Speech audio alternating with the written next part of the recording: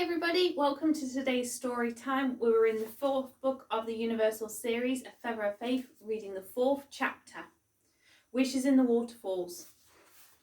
As the morning passed, Hugh began to put his plan into action. Come on, slow coaches, he called frantically, trying to herd everybody out of the house.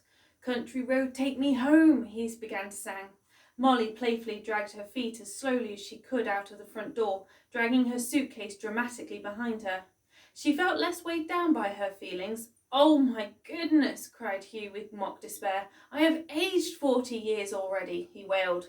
Well, you get in the car then, snapped Ali as her final string of patience broke.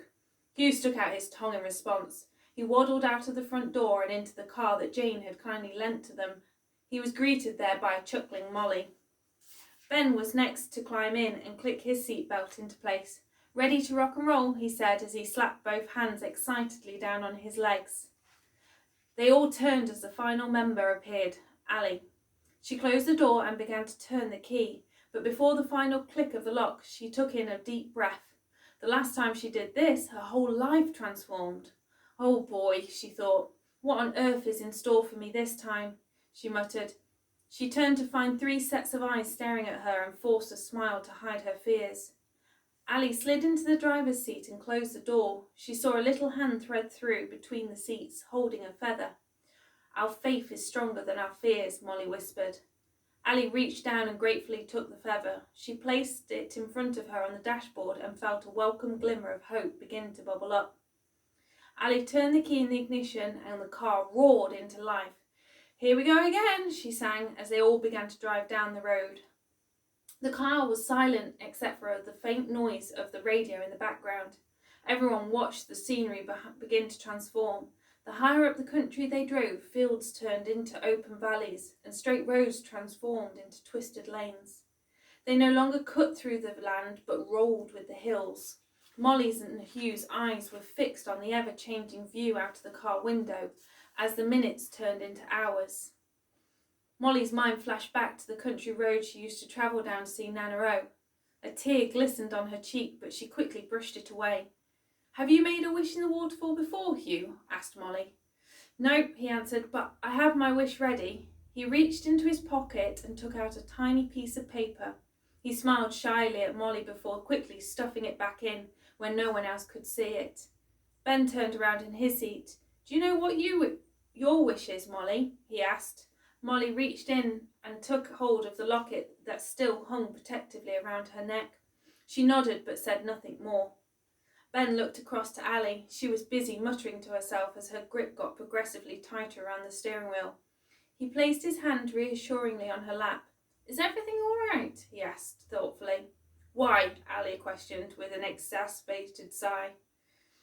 Why does she have to get involved? She's already organising me and bossing me around. Does she not think I can blood... As Ali stopped herself going any further as she glanced Hugh and Molly's expression in the rearview mirror. Flippin'. Organise something for myself. I told you not to tell her. I told it was a bad idea, she continued, but oh no one listens to me. Her face reddened with rage. Mum, interrupted Hugh. Breathe before you start to turn purple, he instructed quickly. Ali took a huge gulp of air as her shoulders slumped heavily. Ben couldn't stop the smile that was growing from deep inside and turning into a wide grin. Ali turned the car sharply to the left, knocking him off balance.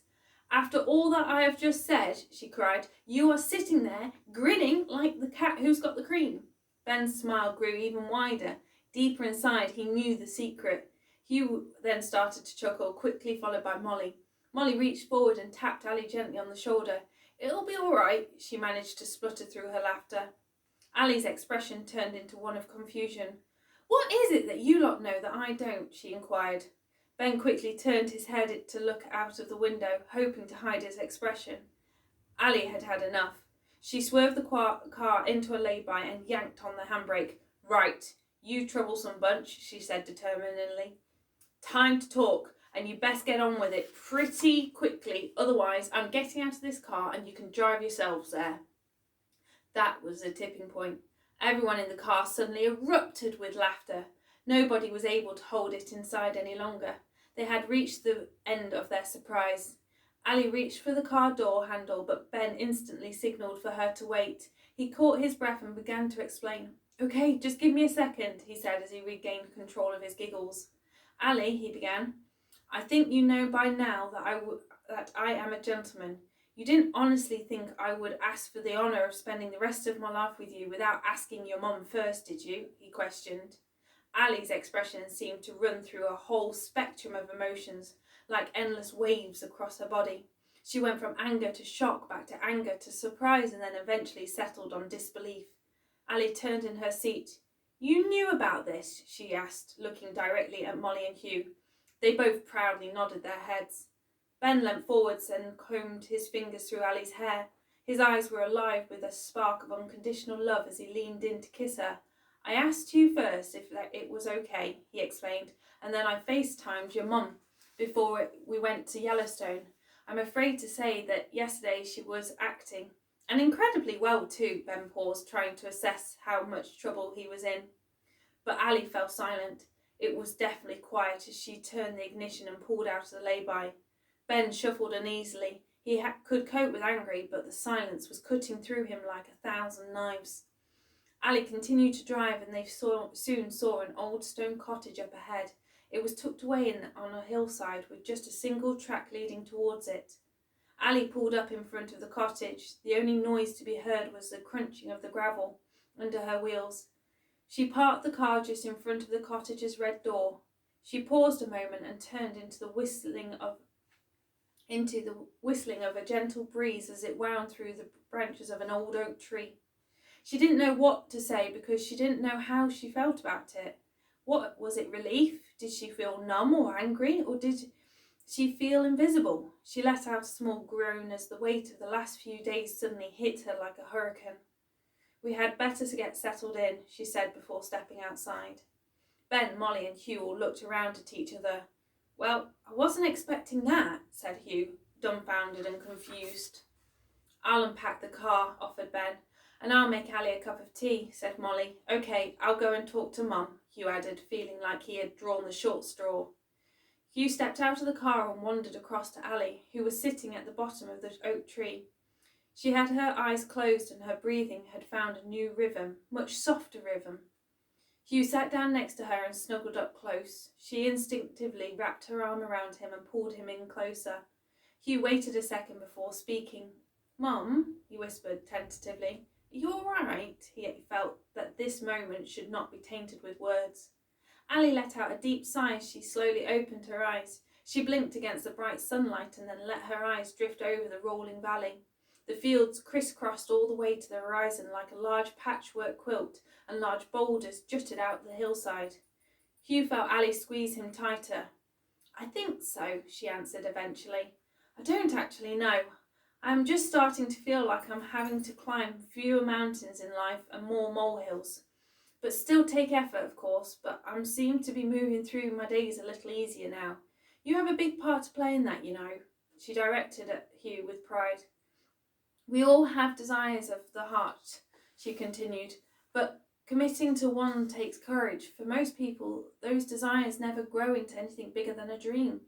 They let their fear lead instead of their faith. But when two lives are combined, each person is not just believing in themselves, they are also putting their faith in the other person's dreams and desires, and having faith in them that they too have the courage to follow their heart's desires. I have done that once before with your dad." Ali's gaze drifted upwards to the passing clouds. "But to love and then to lose that love is a pain I hope to never feel again. Yet my faith has been stronger than that fear, as I now make that same commitment to Ben." Ali couldn't help smile as his name passed through her lips, a word so sweet. Hugh frowned. "I think I understand," he said, looking at Ali, still a little confused. Ali's smile grew as she reached across to tickle him, and his laughter echoed through the valley. They were interrupted by the arrival of Molly with a welcomed cup of tea. "I thought you might be ready for one," she said as she passed it to Ali and sat down. "Thank you, Molly," Ali responded with genuine gratitude. Ben came around to the other side of the tree and wrapped his arm around Ali. He kissed her on top of her head. "So, how much trouble am I in, you guys?" he asked, looking at Hugh and Ali. Ali glanced up and gave Ben a soft kiss on his lips. "None at all," she whispered. They all sat a while longer to watch the sun dip behind the other side of the valley. They saw the sky transform from bright blue to ruby red as the oak trees shielded and protected them from the gentle breeze. Ben readjusted his position. "I think we'd best be heading in and getting set up for the night," he suggested. Ali tried to move, but her body was so incredibly relaxed, more than she had ever felt. It was like her heart had been anchored down and prevented from moving forwards, but was now released. Ali looked across at Hugh and Molly. Their heads were perfectly balanced together, and they had both fallen asleep. Ali silently nudged Ben and pointed at the sleeping pair. Ben glanced over and smiled. "I think we are all ready to see life from a different angle," he said. Ali gently rocked Hugh. He stretched out and wriggled and slowly opened his eyes. It took a while for his focus to adjust and Ali to become less blurry. "We'd best head in," Ali suggested, nodding towards the stone cottage. They all clambered up and began to make their way inside. As they stepped through the red front door, they were greeted by an open-plan living and kitchen area with a navy blue sofa. The large windows were like live-framed photos of the countryside, and there was a spiral staircase leading up to the bedrooms. Hugh felt his body begin to wake up as he powered across to a box by the side of the sofa. He pulled out a board game and a pack of cards. "Maybe we could play with one of these after dinner," he suggested, holding them up. "Sounds like a great idea," confirmed Ali, as she scanned the worktops for the tea bags. She felt a gentle touch on her shoulder. "Let's go out for dinner," whispered Ben into her ear. Ali let her head fall back onto his chest and she closed her eyes. She agreed. "That's a perfect idea." Ali twirled round, wrapped her arms around him and nestled her head into his neck. For the first time she felt their hearts beating at the same time. "Right, everyone, grab your things and let's go and find a pub for dinner," Ali said enthusiastically. She untangled herself from Ben and grabbed her handbag. She marched straight back out the door with Hugh, Molly, Ben hot on her heels. They all jumped into the car and headed back towards the road. They scanned the landscape for life, not really knowing where the road was going to take them. It eventually led them into a nearby village. "There's one," shouted Molly, pressing her finger against the window. "That'll do for me," Ali replied, and she steered the car towards the pub. She pulled up outside the front, which was lined with benches. They all hopped out and Hugh took the lead as they filed inside.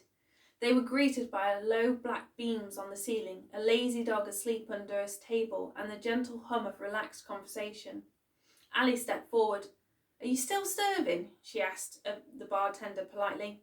"Yes, of course," she answered. "Take a seat and I'll be over with some menus."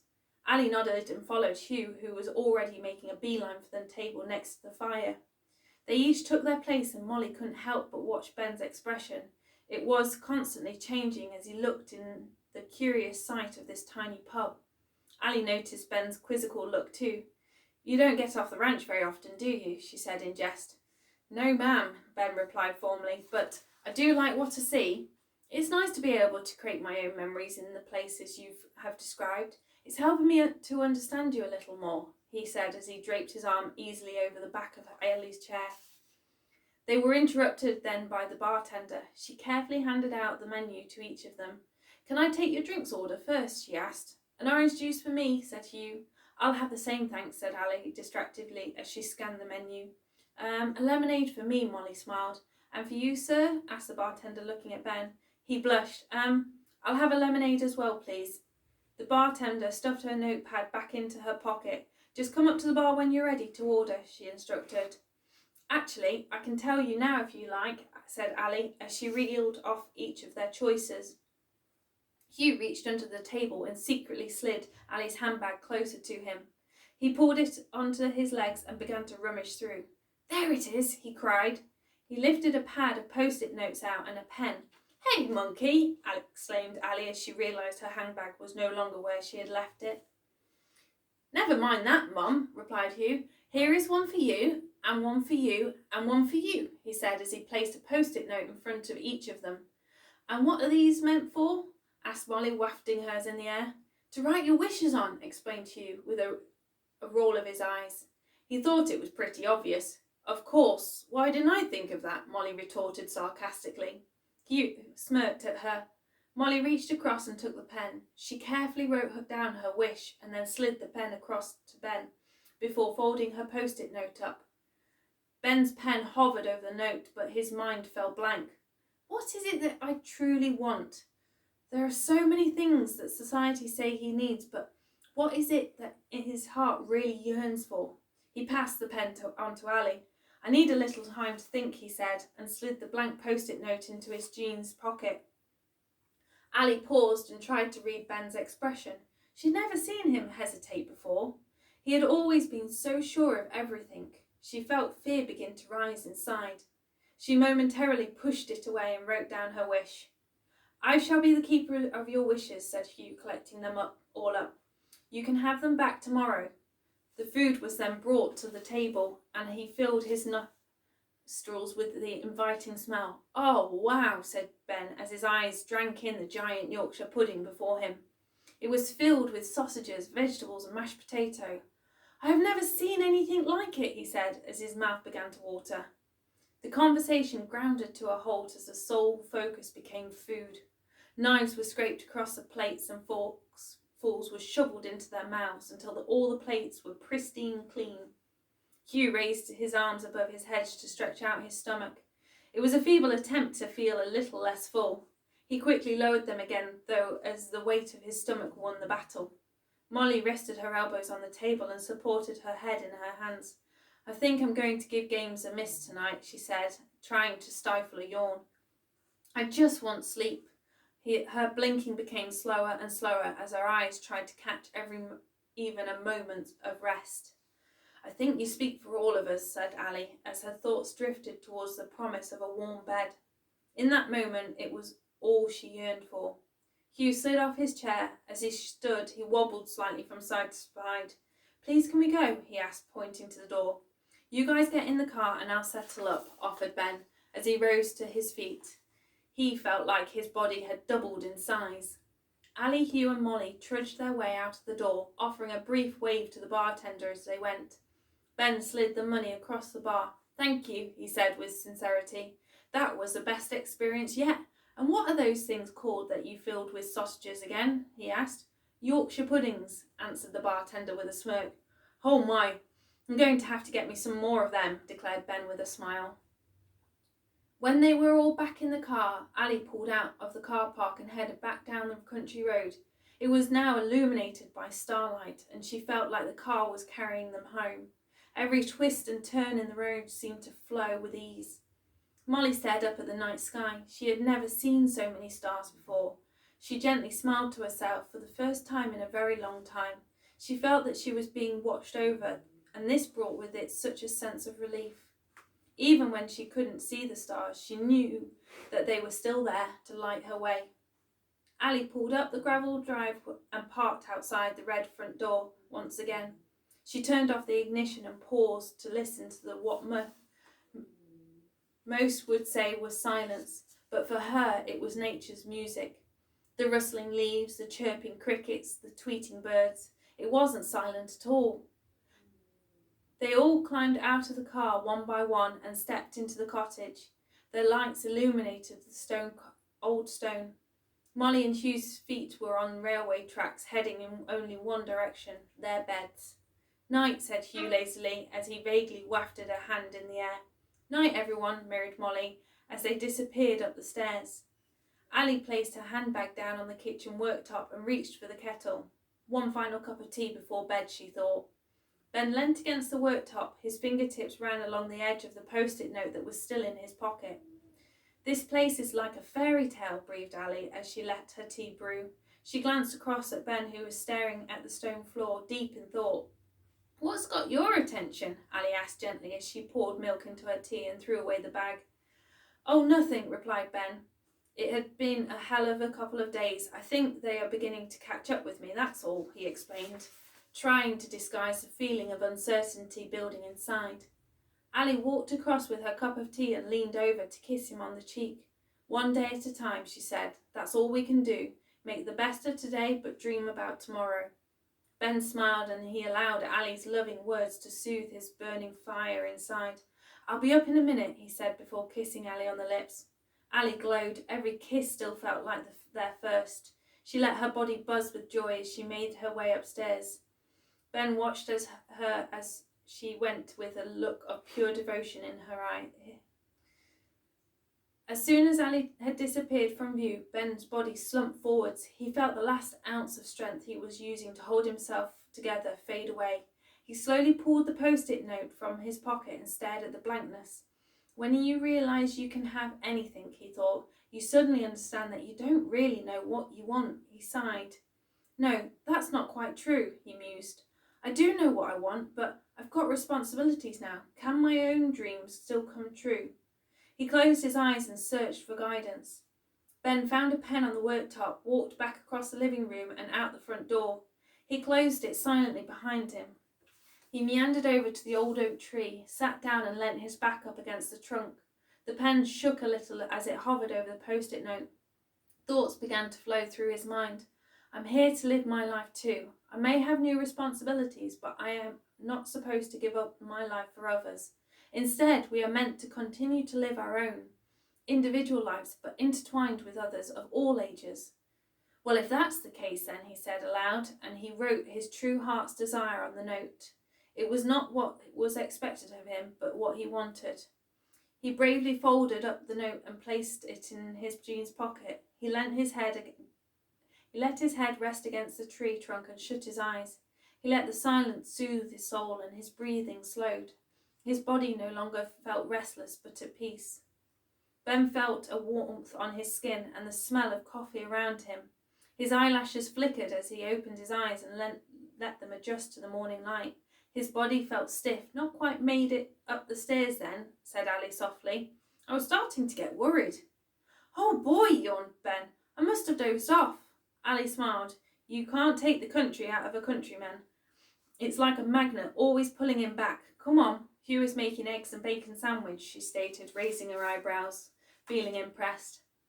What? No pancakes? Ben asked. It must be a special day, he added, as Ali attempted to pull him up. They stepped through the front door and were immediately hit by a wall of glorious smell of bacon and fresh bread. Where have you guys been? Asked Hugh. Quick, breakfast is ready, he ordered, wafting a spatula in the air. Is it me, or is he getting more demanding? Ali questioned with a cheeky grin. They made their way over to the table and Ben sat down in front of his plate. He took the post-it note out of his pocket and slid it across to Hugh, but didn't feel able to make eye contact. Molly tilted her head to try and see what was written, but couldn't quite get the angle. Hugh sank his teeth deep into the spongy fresh bread and melted butter seeped out of the corner of his mouth. He muttered, closing his eyes with pure delight. They all remained silent as yet again their full attention was captivated by and focused on their taste buds. Molly licked the end of her finger to pick up the last of the crumbs on her plate. Well, Hugh, you have outdone yourself this time, complimented Ali as they surveyed the squeaky clean plates. I'll do the washing up, offered Molly as she started to collect the plates.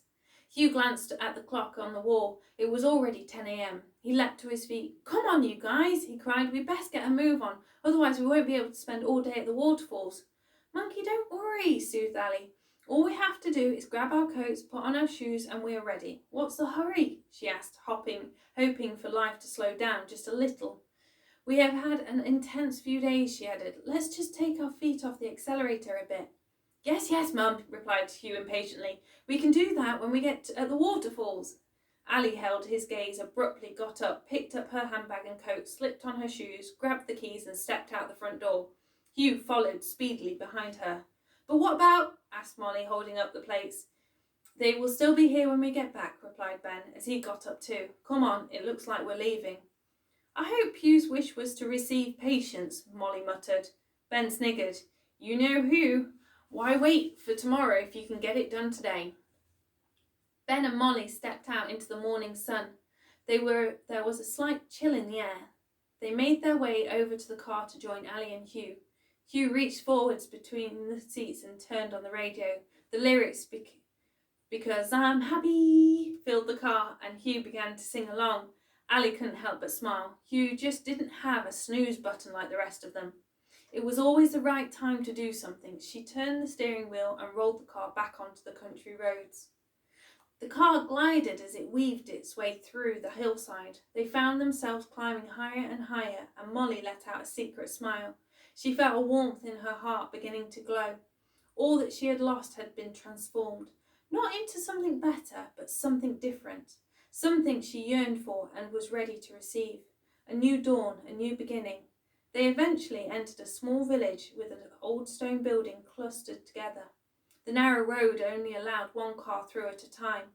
Ben's gaze darted around. It was like everything was in miniature compared to what he was used to. Ali continued to follow the signs for the waterfall trail, and her heart began to beat faster, showing Ben into her world still unnerved her a little. Her worries fluttered inside. What if this puts him off me? What if, after this trip, he doesn't want to marry me? Ben suddenly took hold of her hand on the gear stick and gave it a reassuring squeeze, as if he had just read her mind. To think, pondered Ben, if I hadn't met you, I wouldn't be seeing some of the most beautiful places on the planet, he added with a huge smile. Hugh began to wriggle in the back. Ali glanced at him in the rearview mirror. I hope you know where we are going once we get on the trail, she asked trustingly. In true Hugh style, he pulled out a map out of his rucksack. Mum, I've got it covered. Of course you do, laughed Ali, shaking her head. Why did she ever doubt him? As they reached the entrance, they turned to the left and pulled into a parking space. Right, Hugh, lead the way, Ali instructed as she turned off the ignition. She wanted to reach the waterfall quickly so she could rest a while. They all climbed out of the car. This way, called Hugh over his shoulder as they marched on. Molly followed eagerly behind him. Ben took hold of Ali's hand and intertwined his fingers with her. They took a steep step forward, together in perfect sync. The path began to climb up the hillside, and they had to duck under the low-hanging branches. They could hear the gushing noise of the river below, and as they stepped onto the rock, they were treated to a view of it in all its glory. The water bounced off the riverbed as it flowed purposefully down. Come on, said Hugh encouragingly. We're nearly there, at the first one. He waved Ali and Ben on. The first one? Questioned Ali, a little out of breath and a little unnerved. How many are there? About 13 of them, Hugh answered casually. As they walked a little further, they started to feel the damp air whirl around their lungs, and a gentle mist of water began to appear. They had reached the first waterfall. Ben moved behind Ali and wrapped his arm around her waist. He rested his head on her shoulder, and they all took a moment to admire the hypnotic flow of the water. It cascaded and fell freely over the rocks and then crashed onto the riverbed below. The noise of the tumbling water echoed around the valley that it had carved out over thousands of years. But still, Mother Nature continued to adapt. New trees were beginning to grow on the valley sides to take the place of the old, fallen down ones. Ben drew in the air, lifted his fingers and pointed. Look, he whispered. It's us, two waterfalls becoming one. They traced the path of two streams coming together from different directions and forming the waterfall. Ali snuggled in closer to him. You never doubt our love, or what it's going to be, do you? She asked in awe. Not with you, answered Ben with conviction.